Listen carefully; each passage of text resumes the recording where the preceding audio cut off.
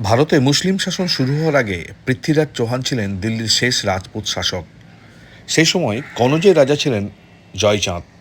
তার কন্যা সংযুক্তা ছিলেন একাধারে সুন্দরী, সেই সঙ্গে বিভিন্ন গুণের অধিকারী। লোকমুখে তার রূপের কথা শুনে আকৃষ্ট হয়েছিলেন পৃথ্বীরাজ। সংযুক্তাও সখীদের কাছ থেকে পৃথ্বীরাজের বীরত্বের কাহিনী শুনে তার প্রেমে পড়ে গিয়েছিলেন। প্রথম প্রথম দুজনের মধ্যে শুধু প্রেমপত্র বিনিময় হতো। পৃথ্বীরাজের হয়ে ব্রজবুলি ভাষায় প্রেমপত্র লিখে দিতেন তাঁর সভাকবি চান্দোপাধ্যায়। পায়রার মাধ্যমে সেই চিঠি পৌঁছে যেত সংযুক্তার কাছে।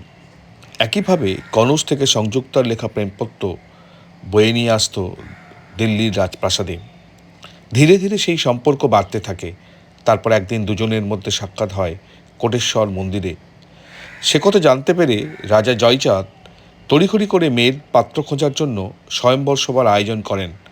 পৃথ্বীরাজকে অপমান করতে স্বয়ম্বর সভার বাইরে তার একটা মূর্তি দাঁড় করিয়ে রেখেছিলেন। সংযুক্তা রাজরাজাদের বদলে মূর্তির গলায় মালা পরিয়ে দিলেন। মূর্তির আড়ালে লুকিয়েছিলেন পৃথ্বীরাজ।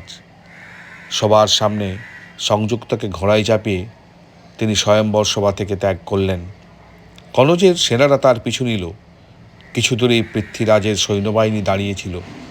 তাদের কাছে কনৌজের সেনারা পরাস্ত হলো। তারপর মহা ধুমধামে সংযুক্তা এবং পৃথ্বীরাজের বিয়ে হলো। কিছুদিন পর ভারত আক্রমণ করলেন মোহাম্মদ ঘুরি। এর আগে অবশ্য তরাইনের প্রথম যুদ্ধে তিনি পরাজিত হয়ে আফগানিস্তানে ফিরে গিয়েছিলেন। সেই হারের প্রতিশোধ নিতে তিনি ফের ভারত আক্রমণ করেন। দেশ মাতৃকাকে রক্ষা করতে পৃথ্বীরাজ সব রাজাদের কাছে আহ্বান জানালেও তারা কেউ এগিয়ে এলেন না। এই সময় পৃথ্বীরাজকে সাহায্য করা তো দূরের কথা, উল্টে মোহাম্মদ ঘুরির পক্ষ নিলেন জয়চাঁদও। কাউকে না পেয়ে পৃথ্বীরাজ একাই যুদ্ধে ঝাঁপিয়ে পড়লেন। কিন্তু রাজপুত রাজাদের অসহযোগিতায় তরাইনের দ্বিতীয় যুদ্ধে পরাজয় বরণ করলেন পৃথ্বীরাজ। স্বামীর মৃত্যুর খবর শুনে সংযুক্তাও অন্তঃপুরে আত্মাহুতি দিলেন। সেই সঙ্গে সমাপ্তি ঘটল একটা প্রেম কাহিনীর। এই ধরনের গল্প আরও জানতে চ্যানেলটি সাবস্ক্রাইব করুন এবং আরও বেশি করে শেয়ার করুন।